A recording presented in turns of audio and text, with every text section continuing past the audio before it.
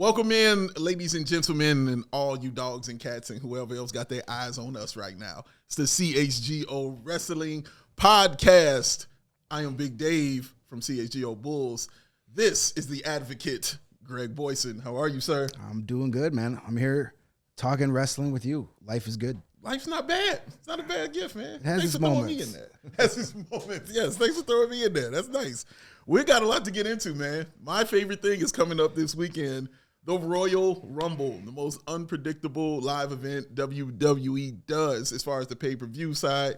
It is my favorite thing to watch. It is the one thing that diehard wrestling fans and just average wrestling fans, or even if you just like watching chaos, those are the one thing that they can definitely get into is the Royal Rumble. 30 people in the ring. The winner gets a championship match. 30 men have theirs. 30 women have theirs. Let's get into the men first, sir. Very unpredictable. So many stars. I haven't seen it this star-studded since like maybe the 90s or something, man. I mean, Roman Reigns, Seth Rollins, Drew McIntyre, Jey Uso, Sami Zayn, the list, CM Punk, the list goes on and on and on, man. This was very hard to predict, but I think that's the fun of it. Yeah, that's why I've always loved Royal Rumble more than, most of the other big events, just because, WrestleMania is kind of like the finality. It's always kind of been like, even though it's in April, this is the year end. This is where all of our big feuds pay off and new things start after. But the Royal Rumble is kind of like that last step to get there.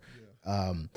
And as you said, so many people involved in it, and there really is no clear-cut favorite. You can make a case for half the field to win and why it makes sense. Where in the past, you've known, like, okay, Cody Rhodes is going to win it. Okay, Cody Rhodes is going to win it again. Steve Austin's going to win it. John Cena's going to win. Like, you knew. You're like, just based on where the storylines were headed. But now since you've got kind of, everybody involved with everybody else, there really is nowhere to go. I kind of wanted to get your opinion on this new phenomenon of, I don't know how new it is. It's probably the last couple of years, but it's been a lot more this year of, I'm announcing I'm in the Royal Rumble. It's like college signing day. Like, come on, man. We knew CM Punk was going to be in the Royal Rumble. We knew Seth Rollins. Did we need a 10-minute promo saying that I'm going to be in it? When I'm going to be in it, I'm going to challenge for it. Like, I don't know. I get why they do it, but like maybe like some sort of like selection show type thing. I don't know, but what do you think of the individual announcements that they're going to be in this match that we already know they were going to be in? I don't think I'm bothered by it because for me, it's part of the entertainment aspect. It's part of the package. So when the stars get in the ring and you know what's coming, but they entertain you up to that point, I'm okay with that. I think that they had a selection one that would be really cool too. Like you're saying right now, that'd be super cool. But just the fact that, those guys are announcing it, and then for me, it kind of simplifies it. So I don't have to, even though I know who's in it, I don't have to think about it because I visualize it already. Oh, I saw John Cena in the ring. Oh, I saw Seth in the ring. Oh, I saw CM in the ring. Oh, I saw Roman Reigns and Paul Heyman. Like, it makes it simple for people who don't like thinking like myself. So I appreciate that aspect of it. But I don't think it bothers me so much, man. I think it would bother me if it makes it funnier when those lesser guys do it. You know what I mean? So when that adds to it, like if Tajiri was out here, making this announcement, and I'll be like, Gilbert grab the mic. Well, see, that would be funny. That would be pretty hilarious, dog. I'll be like, okay, that's pretty funny. So I think that you can play around with it, but I don't mind the pomp and circumstance of it. I really don't. No, I know. I get it. It adds to the drama. Mm-hmm. It adds to the entertainment, as you said. But to me, sometimes it's kind of like, oh, really? Did you need 10 minutes? Oh, really? Yeah. You're going to be in the Royal Rumble. Ooh, color me shocked. Well, it feels so like filler, especially when it's like, oh, and I'm going to win the title. Like, duh. Right. Like, that's the whole point is you get the WrestleMania match to fight for the title. I'm getting in the Royal Rumble to be the man with the shortest time in the ring. Now that's a promo. They don't do the number drawings stuff anymore. At least I haven't seen it. I do wish they would do that again. Yeah, that'd be fun. I actually had an idea. Oh, okay. Come on with it. When I was actually got it walking up to the studio today because I was thinking to myself, like, there's only 4 matches on this card officially. Now, granted, we're the Tuesday before, so there's still SmackDown on Friday. I'm sure they're gonna throw a couple extra matches in there. You know, you've got Intercontinental and U.S. champions for both men and women. You can do a combination of that. Wouldn't this be fun? You could do this for both, either the men or the women or both. Right before the men's Royal Rumble match, you have a Final 4 match, a fatal 4-way with 4 guys. The winner gets to be in the Royal Rumble, but the catch is he's number 1 and the match starts as soon as that match is over. Ooh. And then that's a way to like get like a mid-card guy. Like, there's no way this guy's going to win, but if that guy lasts 10, 15, 20 guys, that dude gets put on a pedestal. He's not going to win the match, but that underdog story, that Daniel Bryan type gets the crowd behind somebody that otherwise didn't. Everybody loves an underdog. And that's your ultimate underdog. Like, this dude just wins a 15-minute brutal fatal 4-way. He's lying in the ring, the winner, and boom, number 2 walks in the ring and the Royal Rumble starts. Dude, because there's so many things you could do with that. Like, even if it's one of the main guys, they could be in that. Right. And like you said, even the underdog story gets even much better because let's say the number 2 guy is Roman Reigns. You know what I'm saying? And like, you got it, or, you know, just with Braun Strowman or something. Right. That's really cool. I like that. That's a great idea, man. That's just a way to get somebody over. That not necessarily winning the match. Yeah, true. And if you hate that wrestler, you're going to watch him get beat up and put out very early. Or then, too, I mean, like with maybe an old guy Punk or Cena, who especially is like, I'm not even a champion quality wrestler anymore. Like, give him that true underdog story. I know it's Cena and Lyle Cena wins, so it'd be hilarious if he has to defeat 34 guys to win a Rumble. But still, like, that would give you a true reason to be like, oh, wow, Cena had like a gritty victory where he lasted 30 guys. Adds to the lore of John Cena. He still got it. Like, then it gets people, like, there are some people that just roll your eyes like, oh, they're going to give Cena the championship record and all this stuff, but like, make him go out there and earn it. Or it's kind of fun, like you do with the, you know, if you're going to have these announcements, you kind of do like an NCAA tournament where they have their first 4 and final 4 type thing where you can announce those 4 guys like 2 weeks ahead of time and build up that match. Yeah, I like this. And then like, it creates a new story, a story within a story. It gets people excited about someone that they had no idea that when they woke up the morning of the Royal Rumble they were going to be rooting for. And also, it's very similar to, like you said, to March Madness. To where that last spot in March Madness, that 65th spot, it's a play-in game. Right. So you got to play in to see who's going to be playing to, you know, go against the number 1 seed of whatever side it's on. That's really cool, man. I like this idea. Yeah, let's shift this in, Sean. Let's get this going. Get the first 4 in and out. I don't dislike if we see this match on Saturday, we're gonna know Triple H has been watching. Can we? One thing I do want to bring up: do we like the move from Saturday to Sunday? Like, I'm still kind of jarred by the fact that a pay-per-view is on a Sunday. Is that very old man of me? Yeah, it is. I've kind of adapted. I'm kind of like, okay, I like the fact that I have an extra day to decompress from this wrestling and go in. Whereas back in the past, it was great that Sunday you go right into Monday and see Raw and you get to see it immediate. You got to see what happened. But I like it like this, and I think they're just kind of setting it up for that 2-day event, honestly. So I think that Sunday is going to get filled. Yeah. But yeah, I don't mind the Saturday, and I thought I would mind the earlier time, but I don't mind that either. That hasn't bothered me at all. 5 o'clock Chicago start time, 6 o'clock Eastern. I am for it because 10 o'clock is my bedtime, man. 10 o'clock? That's what happens when you get old. That's your bedtime? What's my bedtime? Yeah. 9:30 for sure with a warm glass of milk. I have one of those like droopy hats as well. When the street lights come on is when I have to go to bed. I should rephrase that. 10 o'clock is when I want to go to bed. Okay, all right. It's rarely that actually ever happens, but that's when my body says, hey, time to hit the bricks. But so a 5 o'clock start, meaning it's going to be over by 9 o'clock on a Saturday. All good. Yeah. I wish I could tell you the last time I went to bed at 10 o'clock. I can't even tell you, man. So who we got in this match, in this Royal Rumble match for the men?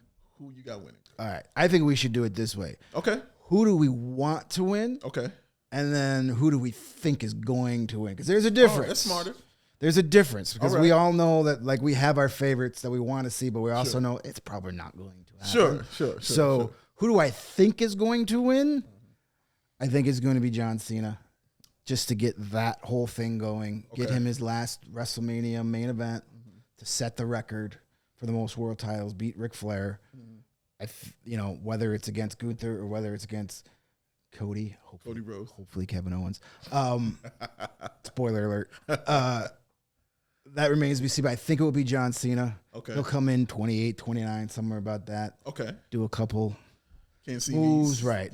Cover his bald spot, throw a guy out, win the match. So that's who I think is going to win. Okay. Who do I want to win? Who do you want to win? I want Jacob Fatu to win because that is a grown-ass man that is a star. Yeah, a star. A star. Not only, S. like, Tama Tonga doesn't do much for me. I like the addition because you just want to hear him say yeah. All right, thank you. You're like, yes. Fatu is a legit crazy person, and his promos, dude, his promos are woo, gold, son. like his teeth. Like he is, like his teeth. Like he is a star in the making. I know it's probably too soon, for him to get that rocket to the moon, so to speak. Yeah. But that is a dude that is a star, and I'm glad that like that whole kind of bloodline thing is moved on, because that is not somebody who needs to be standing behind somebody saying I love you Solo for his whole career. People need to be standing behind him saying I love you Jacob. That is my guy. So that's who I want to win it. And I also, if it's not going to be him, I would love Seth Rollins to win it, just because I love Seth freaking Rollins. You put him in a program, I'm immediately hooked because he's that good. Yeah, it's Shawn Michaels, it's The Undertaker. Like, you put him in WrestleMania, you're getting the show. That's what's going to happen. Dude, as far as Fatu is concerned, like, he's perfect. Like, he had a star-making moment on Saturday night's main event. Mm-hmm. That was a star-making moment for him. Yeah. The promos, like you said, have been spectacular. I think this, and this is why I think, and I've said this to people, this is why I think the Bloodline storyline should have deserved an Emmy nomination just for how it's been put together. That can continue on, because now the next thing is he riding with Solo or not? You could easily set that up and say, no, I'm taking over. Solo's out of here. Yeah. Beat him down and put him back. And then I won the Royal Rumble. Yeah. I'm the guy now. Even if he just stomps him out, you can set up a Mania match for that. But then you can have Solo kind of going back to Roman, looking back like, I messed up. Like, it's so much you can do with this. But Jacob Fatu is a star, a legit star, and you're right, he needs his moment. I mean, it is WrestleMania. Yes. Do we think to fill out either Saturday or Sunday, they would even think about bringing The Rock in? Because, like, if we're thinking just as a booker, February to get us to April, like, I think the Bloodline probably has to have something to either spark it and set it off into a new direction, or kind of give it that capstone. Yeah. So I think either Solo or Fatu would make sense to go up against Cody, even Roman as well. That would be kind of less exciting if it was Roman. And then that way you can have John take on Gunther, right? Like, I'm just trying to think booking-wise. I want to see Cena win. I grew up in the Lal Cena wins era, and I miss it. Who doesn't miss being a child? I'll take John Cena, like, who I want to win. Yeah. But, like, logistically and trying to plan out a match, I think this winner has to face Cody. So I would say somebody in the Bloodline storyline, whether it be Solo, Jacob, or even Roman. Okay. That kind of leads into my prediction, what you said, because The Rock is definitely going to be in WrestleMania. And it's the reason I'm not picking Roman Reigns, because I think it's going to be Rock and Roman, which is what they wanted from the jump anyway. They teased us that last year. Yeah. They wanted that 2 years ago. Yes, they wanted it. And then Cody said no, and people said no about it. And we are where we are right now. But they want that match. And it's a great way to set it up. I think some way, somehow, that The Rock is going to kind of screw over Roman Reigns. You're not the real tribal chief kind of thing. And, they'll fight to see who's the real tribal chief at WrestleMania. That's how I think it'll go. Can they do that match without a belt? Yes, absolutely. You don't need it. That match doesn't need a belt. Yeah, you got The Rock and you got the Ula Fala. If there's no Roman wins, I'm happy. Yeah. Roman and The Rock is definitely a Mania match to me, and that's why I don't think he'll win. Go ahead. No, that makes 100%. Yeah. I mean, is Rock a surprise entry in the Royal Rumble and throws him out? To now, that part I don't know. Yeah. And that's why, watching the Rumble. Someone who knows Rock's film schedule, let us know if he's available on Saturday. Oh, he's available. He's good. His schedule's clear. He filmed his last couple movies. He's all right. Don't be surprised if he's like number 27. You're comes right. in, throws out Roman, and then while he's having his stare down with Roman on the floor, someone tosses him out. Boom. Gets paid $250,000 for 9 seconds of work. Sounds good. Beautiful gig if you can get it. Yes, if you can earn it. Yes. Yeah, I like that. Slightly more than what I'm getting paid for this hour of work. A little bit more than mine also, sir. We can combine ours and have some water. I think that I agree with you all as far as who is going to win, which is John Cena. Because, again, I'm thinking Mania. And Cena, Cody Rhodes, for the record, or for Cody's legacy, kind of sets it up really, really nice. Like, that's a really nice setup. The only reason I don't pick Gunther is because I think that's main event Jey Uso against Gunther at WrestleMania. It might be a triple threat or something like that, but that dude deserves the belt. You know what I mean? Do they have Usos a part of the Bloodline storyline? Are they like somehow tied up in that storyline already or that match? Like, no. Main event is on his own. Jey Uso is on his own now. He's doing his own thing. He's an uber star right now in the WWE, which is why I love wrestling so much, because there's no way I would have saw this 10 years ago from Jey Uso. He's over. His gimmick is over. Super over.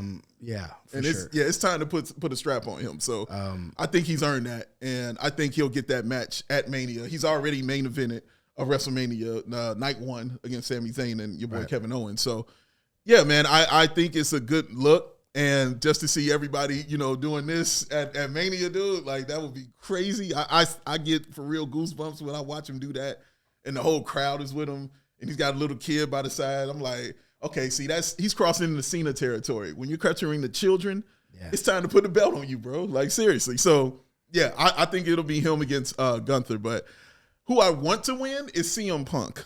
That's who I want to win, because I would love to watch CM Punk against Cody Rhodes. That would be an awesome Mania match for me. I for real would just sit back and be quiet and watch that wrestling match and watch that story be told in the ring.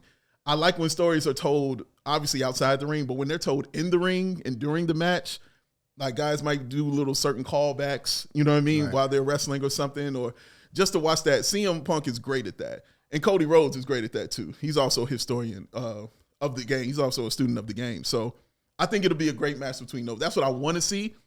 But I do think it might be CM Punk and Rollins again at Mania, or CM Punk, Rollins, and Drew McIntyre triple threat at Mania. So I don't think that'll be. But I would want CM Punk, Sean.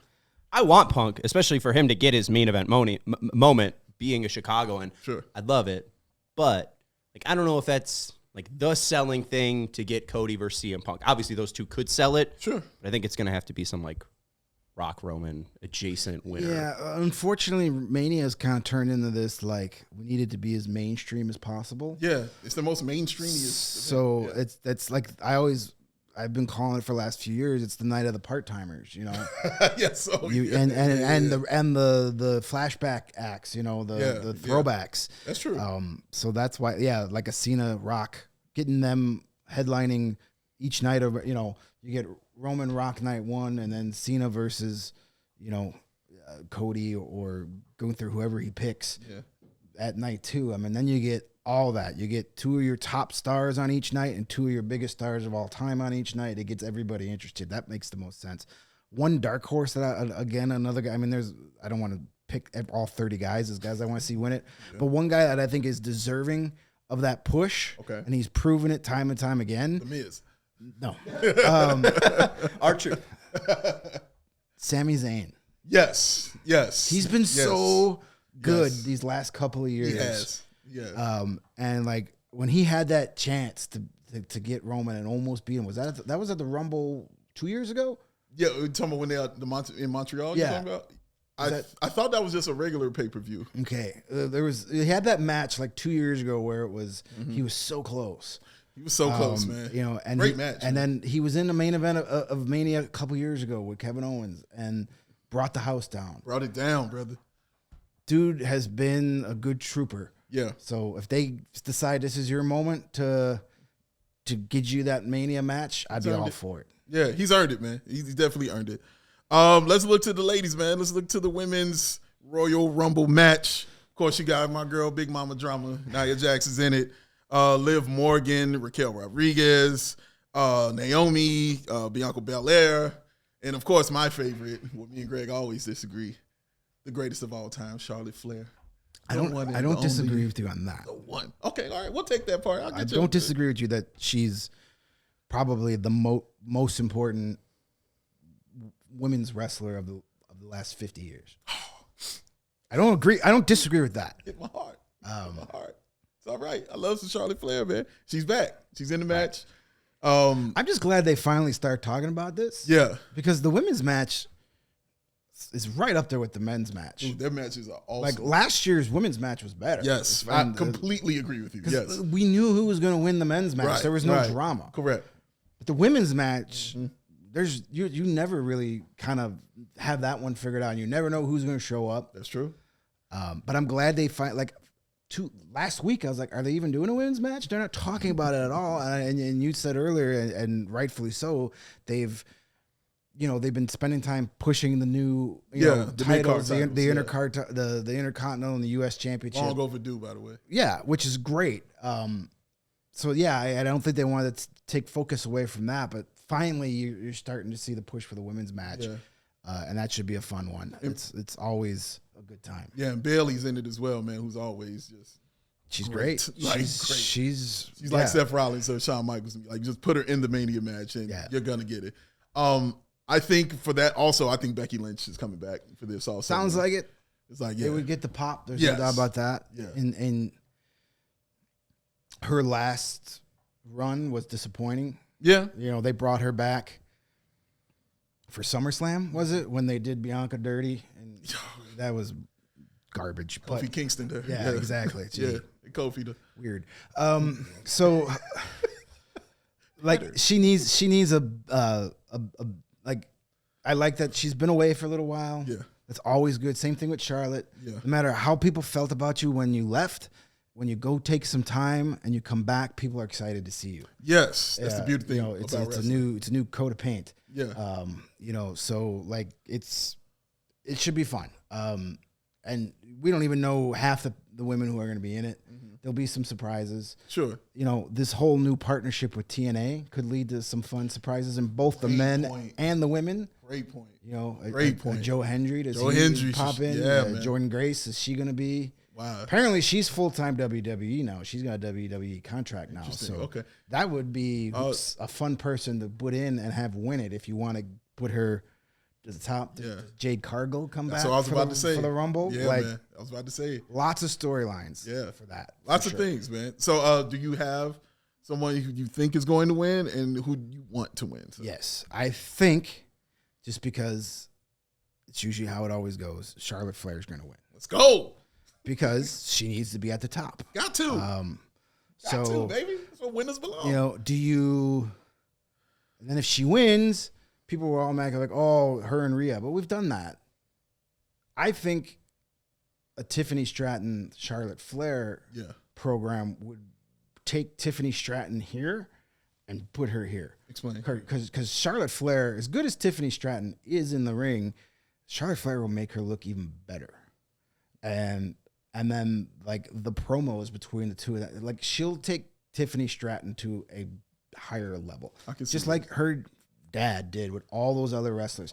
That's what makes her special. Yes. And that's why they always have her in the main feud, because she has made wrestlers. You talk about Bayley. Bayley's not the star she is today without all those matches with Charlotte Flair. Yeah.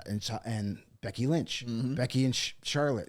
They made matches. But Charlotte is the common denominator of all those things. Thank you for saying that. I call her that all the time. So the common denominator. I don't think they're gonna stray from that formula. Especially, I know Tiffany Stratton's over, but there's a thing from being over to being made, and being in a program with Charlotte will get her made. Spitting over here. And then just again playing Booker, like if Charlotte takes that from Tiffany, then you get the trilogy, right? Then you get Tiffany taking it back from Charlotte, and then you get the final blow off at SummerSlam. Yeah, you get a year of story out of that, long-term storytelling. It's a great point. And it's something new, because people, I don't think, as much as we love Charlotte Becky and we loved Charlotte Rhea, I think getting the Charlotte rub on somebody different will get people more excited. Because I think the biggest criticism of Charlotte is, she's got to have the title again, and she's always in the top. But if you do her with somebody you've never seen her with before, then people will be excited, as opposed to just rehashing something from 5 years ago. I can see that. Sean, who do you have in the Women's Rumble? This one's tough, mainly because we don't know as many women that are in the match as compared to the men's. I find it surprising, almost Kane-like, that Nia Jax has never won the Royal Rumble. Yes. I think especially since she just fought at Saturday night's main event and lost to Rhea, that could be like maybe a seed that leads to more between the two, just because it was such a good match. But I think Nia makes the most sense, but I could see Charlotte again if you're going to go with what you said, have her take on Tiffany and then leave Rhea to some other business. I think that makes sense. I mean, if they want to, somehow get Liv involved with Rhea at WrestleMania, I think that's probably the most likely. So I would say Nia makes the most sense, and I would love to see Nia, but I could see Charlotte. I mean, you could do. I know you just did Rhea versus Nia at Saturday night's main event, but you could definitely push that for Mania too. You're right. But there's so much talent in the addition of Jordan Grace is someone that maybe she's gonna get in the program with Rhea, or so many opportunities. But I still think Charlotte makes the most sense, gets the most bang for your buck. The established star is back. What better way to announce you're back and you're better than ever than by winning the Royal Rumble? Gives her instant credibility immediately. With Jordan though, her winning the Royal Rumble immediately, is that Shinsuke level of just immediately getting pushed to the top? Have we seen that before? Especially, we haven't really seen it on the women's side because maybe Rousey, but she was already a star, right? Yeah. So that is kind of immediately to the top, maybe because just the women's Royal Rumble is so young, you can push somebody to the top like this so quickly. But that'd be very surprising for somebody to step in. It would be. That's usually not the WWE move, especially someone that's come from a different company. You rarely ever give them that. You got to let them earn their stripes. But it's also a way to give her instant credibility with the WWE universe, because not everybody. A lot of the WWE fan base only watches WWE. They don't pay attention to any of this other. They don't watch this. They don't know who she is. Yeah, true. So you're saying it'll be a lot of who? Right. But if she goes out there and wins the Rumble, they're gonna be like, oh okay, snap. Yeah. This is the real deal. And if she's dominating too, right? She could. She'll go out there and probably make a name for herself and not win the match. But the person I want to see win is Io Scott. He took my dark horse. I love her. I love Io Scott. You talk about people who are stars, yes, and needs that next step. It's her. Yes, she's awesome. She's a superstar. Dog. I want to see her win and get that big moment. Look, man, she put a trash can on her head and jumped off of a cage. What are we doing? Backflip, by the way, off of a cage, dog. Onto everybody. What are we really doing out here? She is special to watch. You know what I mean? And I like people who get it when they're in the ring, and she gets it. She understands the wrestling and the entertainment aspect of it as well. When she's in there, she's telling a story when she's in the ring. And then thinking of possible stories they could tell, it seems like Asuka's going to come back soon. That part. So, yes. Does she then take it at Elimination Chambers, the pay-per-view after this? Is she somehow take the belt off of Stratton or Rhea, and then that leads to Asuka versus Sky? Oh, I'm with it. Asuka's amazing, dog. One of the greatest ever.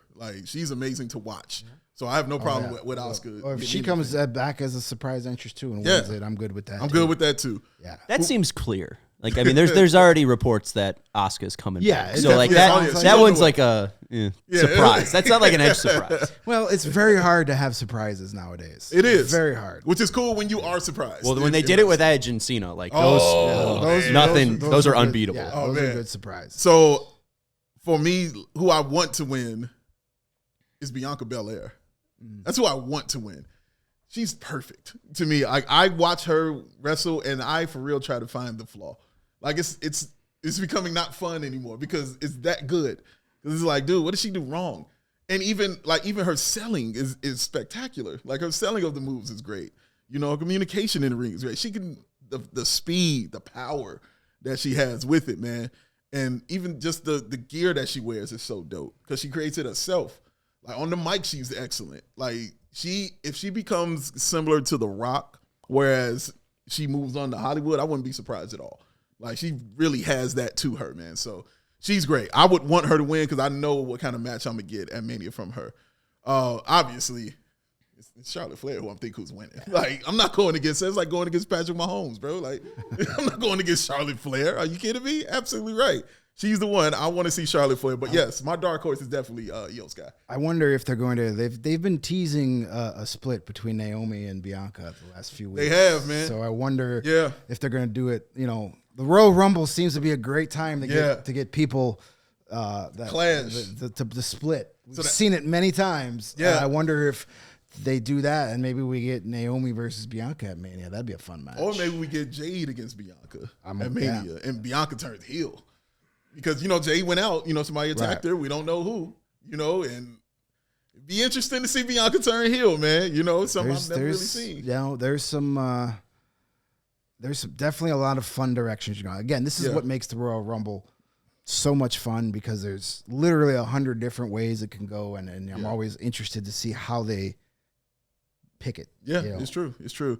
The other match that is definitely happening is the ladder match between world champion Cody Rhodes, American Nightmare, and KO Kevin Owens. He's got a belt too. He's got a belt. The Winged Eagle champion. He's got the better of the I don't two want to belts. disrespect your guy. My mistake, sir. My apologies. The Winged Eagle champion, who has just been absolutely killing it. Like, absolutely killing it. He's so good, man. He's so good. And unfortunately, he's just so good at being fodder for top stars.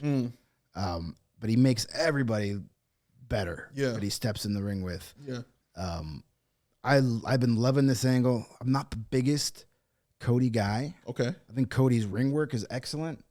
Yes. I think Cody in this past year has lost a lot of steam just because he was so much better chasing.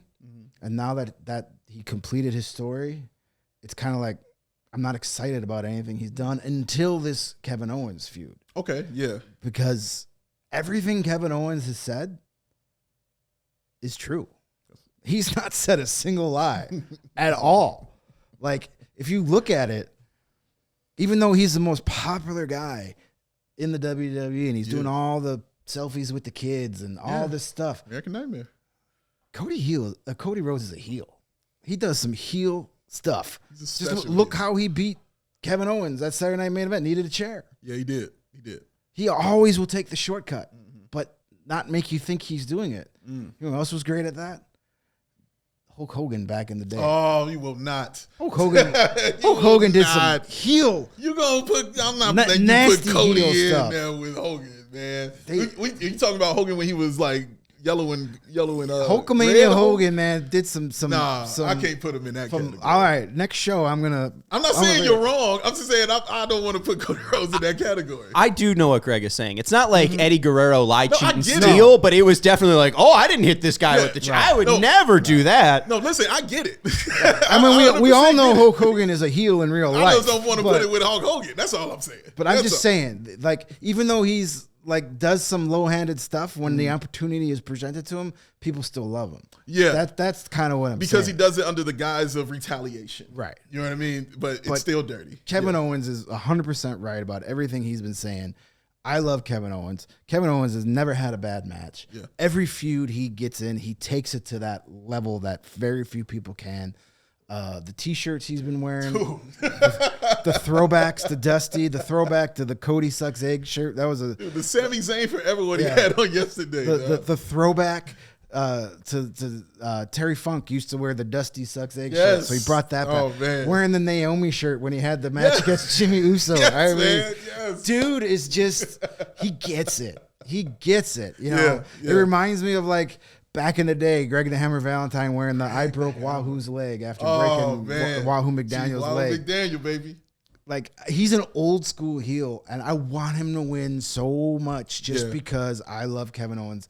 I know he's not going to. He's not. But it would be something. Maybe that's the way they do it to where, like, you know, somehow that's the shock. Kevin Owens wins the match, and then Cena wins, and then you have Cena get his world title against Kevin Owens, so you're not taking anything off of Cody, and then you get Cody Cena for SummerSlam to get Cody back on the top because Cody's better when he's chasing. I think, and I'm not disagreeing with that. It's not going to happen, but I think what they could do also is further push Cody into a heel status because he can do something. It's a ladder match, so he can do something a little underhanded to get that against Kevin Owens, which could fuel that against the All-American guy in John Cena. Even though he's the American Nightmare, this is still John Cena, okay? If he has to do something like that to beat John Cena, how does that go over? You know what I mean? That could push him further into that heel status. Because if you are going to do Cena versus Cody, you have to make a heel. And it's not going to be John Cena. It's not going to be John Cena, baby. No, sir. So one of those guys has to play the role of the heel. And it's going to be hard to get the fans against Cody that quickly. Yeah. Not impossible, but the Rumble's possibly a good way to start it, where Kevin Owens has it. You know, we all thought Kevin Owens was going to be the guy that tries to cheat, and it turns out to be Cody. We'll see. We'll see how it goes. This is, again, what makes the Royal Rumble so much fun.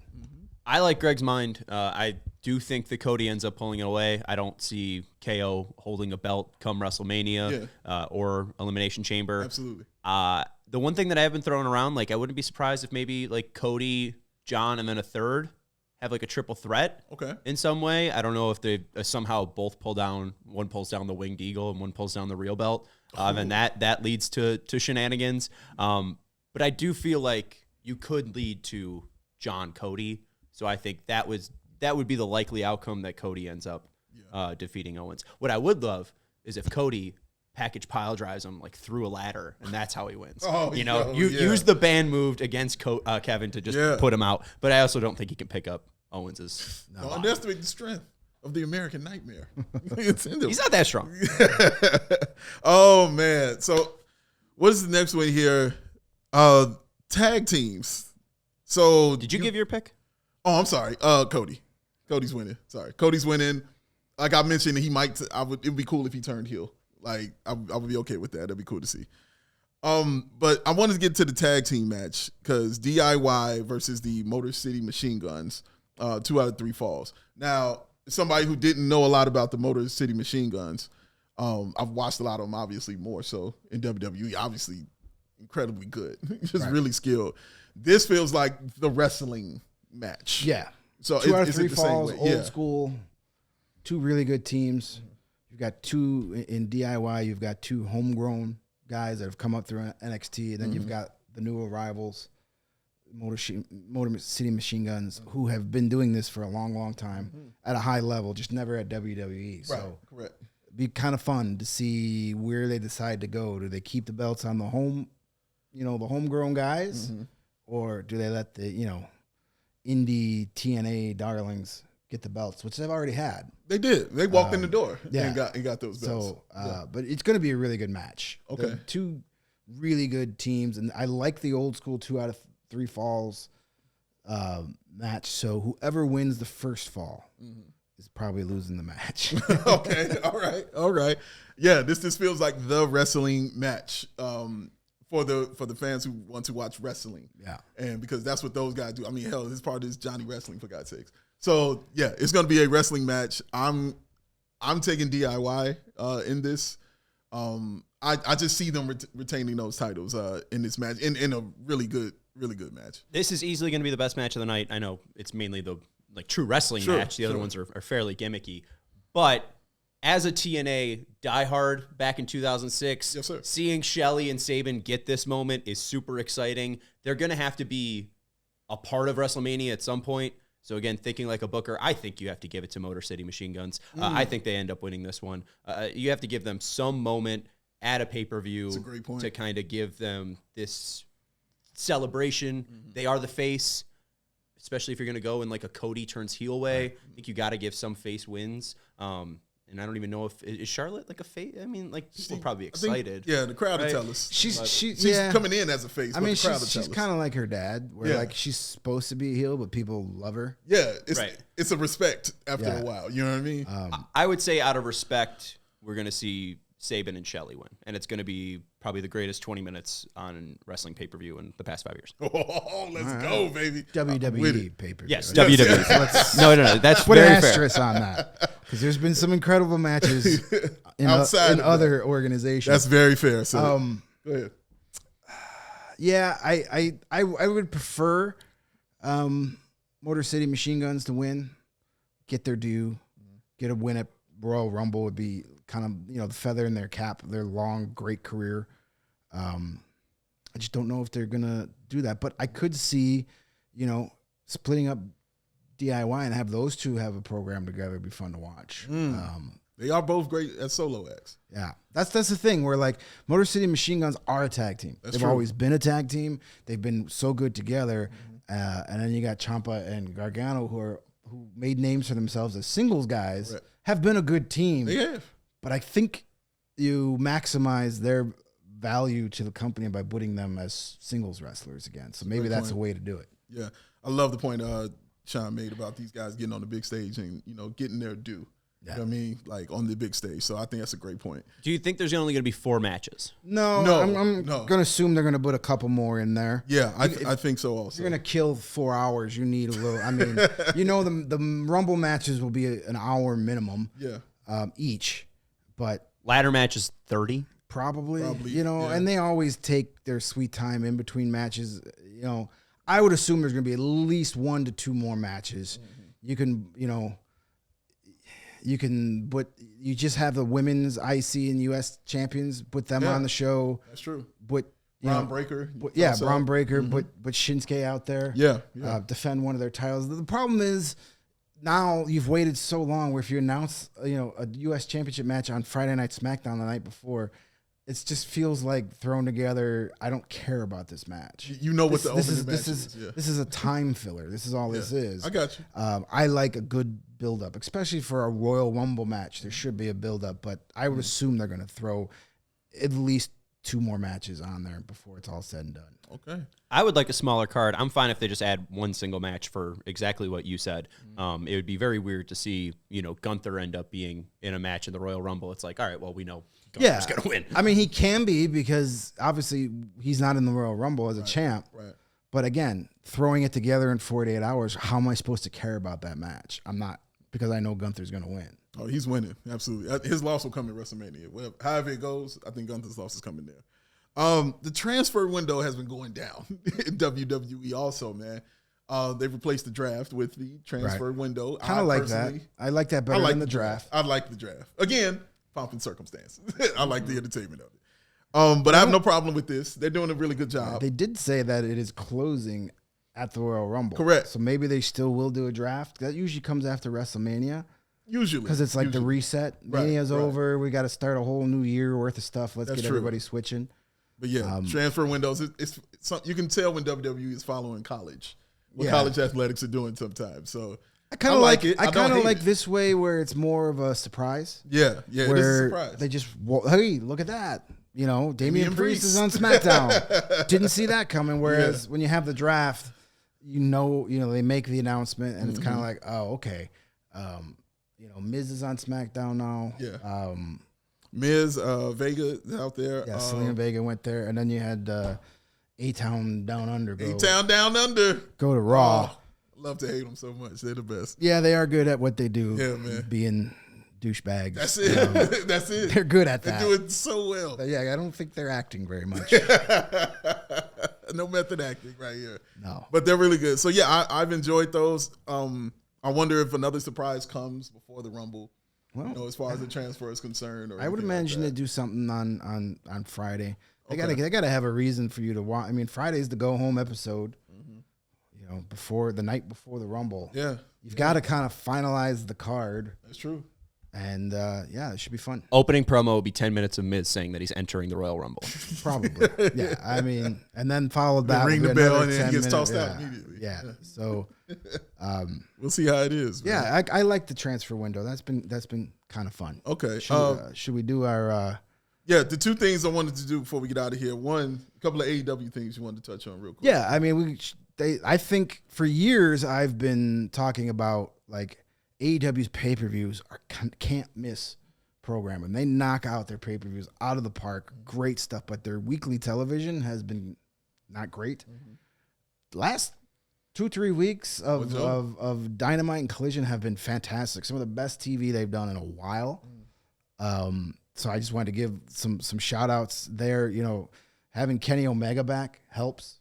Having Okada wrestling on TV helps. Doesn't hurt at all. Adam Copeland is back. Doesn't that hurt. helps. Yeah. Putting Will Ospreay and Kenny Omega together, I think, is incredible. Will Ospreay, to me, is the best pound for pound wrestler in the world, not named Kenny Omega. Putting them together is great. Okay. So a lot of fun stuff there. Swerve and Ricochet. The Ricochet heel turn has been chef's kiss. I'm not just saying that because that man sat here just a couple months ago. We should take credit, honestly, for that. I mean, we did kind of... We kind of pulled some stuff out. We did. You still got our number, Ricochet. Let us know. Holla at us. But the way they did that, make it look so organically, and like nobody was buying Ricochet in AEW. That's true. And then they made it work. And when he attacked Swerve with the scissors, yes, man, and had his blood on his head, and his shirt, man. that was so good. That was good stuff. So good. That was good stuff. Where you went, oh, maybe this guy just isn't a dork after all. But they lean into the dork, right? And they make him even more psychotic, because those killers, what I mean, they look like that. So so I've really enjoyed that, and I'm a huge fan of both. I think Swerve Strickland is the most underrated wrestler in the world today. He's so good, man. So good. He is a superstar. Agreed. And so, you've got some exciting stuff going on over there. The women's division has always been great. You got a lot going on there as well. And I kind of wondering where they're going to go because they've got this Death Riders storyline with Mox in the title, and nobody's buying it anymore. Like it is flat. Like dude makes anytime he comes out, there's no pop. Nobody cares. Wow. So I wonder how, and I understand why they did it. Moxley's kind of been the guy that hey, Cody Rhodes is leaving. Let's make Moxley the champion. Hey, CM Punk is hurt. Let's make Moxley the champion. Hey, CM Punk is leaving. Let's make Moxley the champion. But now that you've got Copeland back, you've got Omega back, Ospreay's climbing, you've got Takeshita's a stud. Yeah. You've got Okada. Jay White is still there. Jay White. Hangman Adam Page. These are all guys that should be part of this main event picture. So I'm excited to see how they do that. Now that TV has been better on a weekly basis, it's got me pumped up for them again to see how they pull some of this stuff off. Got some great pieces, man. Just got to put the story together. Exactly. Yeah. Before we get out of here, man, real quick, top 5 Royal Rumble moments. If you have them in your head, Sean, I'm gonna come to you last. I'm gonna let you hit. I'm gonna come to you last. But top 5 Royal Rumble moments. I'll give you mine. All right. In no particular order. Kane, what was that? 2001 when he threw out 11 dudes. That was amazing to watch and see. He was incredibly dominant in that. One of those was Drew Carey. Yes. I forgot about that. Yes, it was. Kofi Kingston. Everybody likes it when Kofi did it on his hands. I like the one when he jumped from the barricade in 2014. Cool. Yeah. That was unreal. The pancake one was great too. That was too. That was just silly. Yeah, it's very silly, but good. It was well good. done. He tossed him down and walked on him and then got back in the ring. It was great. But to see him tightrope a barricade and then jump all the way back to the ring was unbelievable. Bianca Belair, when she won the Rumble, was amazing. No crowd was there. That was, during the COVID time, but when she won it, man, you just knew she was a star. You just watching it oh, this is a star. And I'm glad WWE recognized it. Ric Flair, when he won the title, with a tear in my eye. This is the greatest moment of my life. That promo he cut after. He believed every second of it. And that promo he cut after. Oh, with Hennig in the back? Yeah, man, so dog. With Bobby the Brain, it was the best. All right. My favorite one, and it's bittersweet, but when Edge returned. And it's bittersweet because it happened right when Kobe Bryant died. And I was depressed. And on the same date, 26. I remember going to Matt Peck's house with my boy John Sabine. I literally had on all black, all the way down to my shoes. I didn't even realize it until I saw a picture. That's how out of it I was.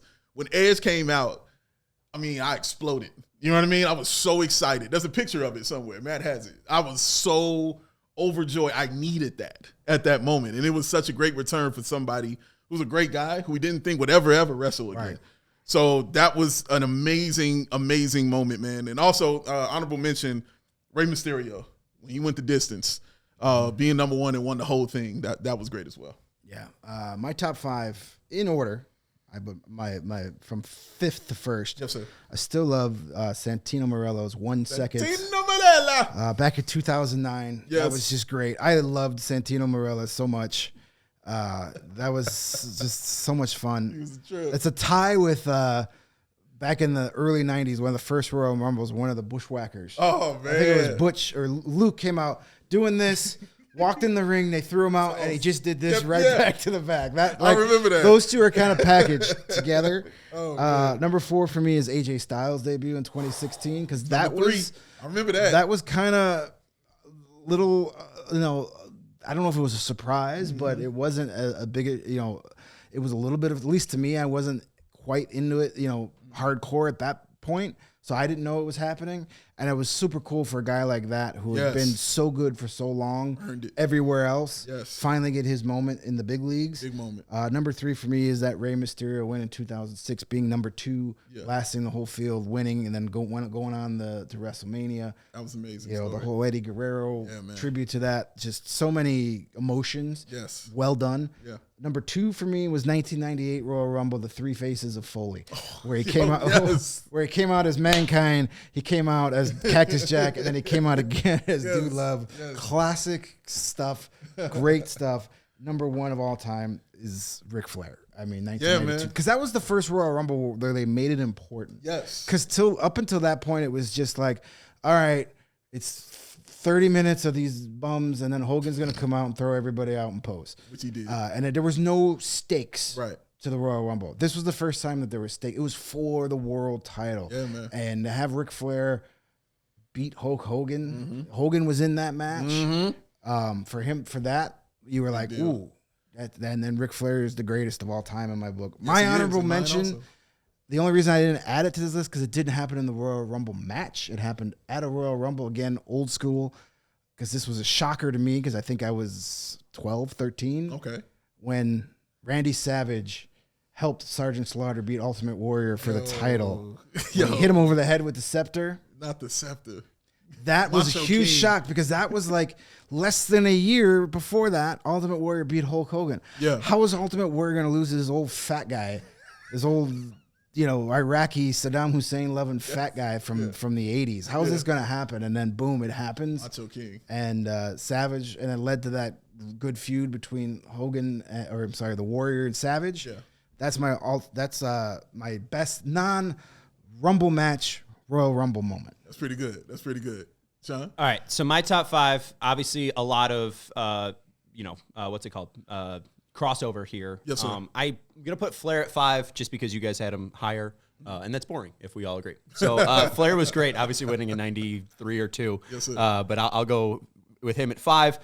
4, I'll go with Mysterio's win in 06. I was the biggest Rey Mysterio fan ever. That's cool. That was the first WrestleMania I ended up watching, was him beating Orton and Angle. So that was just like peak wrestling for me. Yeah. The Hart Luger tie, I know that's very early. That was fun. That's just like creativity. Like obviously they got rid of that creativity immediately because they couldn't really run back that finish. Yeah. But it's kind of like Edge having the right idea of the Money in the Bank, being like, I've held this for 9 months. I don't know what to do with it. I'll do the most heel thing ever and not announce and attack a guy that's hurt.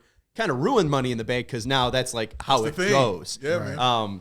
But yeah, I'll go with the Hart Luger tie. At 3, I'll go with Edge's return. That made Dave cry. At 2, I'll go with Cena's return. Yeah. That was good. No one expected that at all. Nobody. I was not watching that pay-per-view. And then when they posted on WWE.com that Cena returned, I was like, what is going on? I thought he was dead. And then the final one, Shawn Taker to end the 07 Royal Rumble. That obviously leads to the matches at 24 and 25.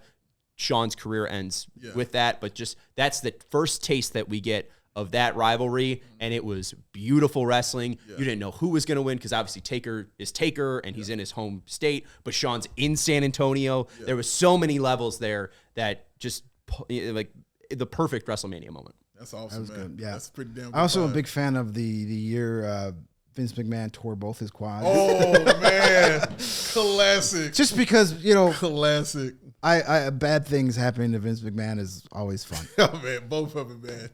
All right, hope you all enjoyed this, man. We will be doing this again after the Rumble. Yeah, 1 week next from week. today. Yes, we will be back at it, man. We're gonna sit here and bitch and moan about everything that happened. Right. Another thing, kids. We'll be here to do that, man.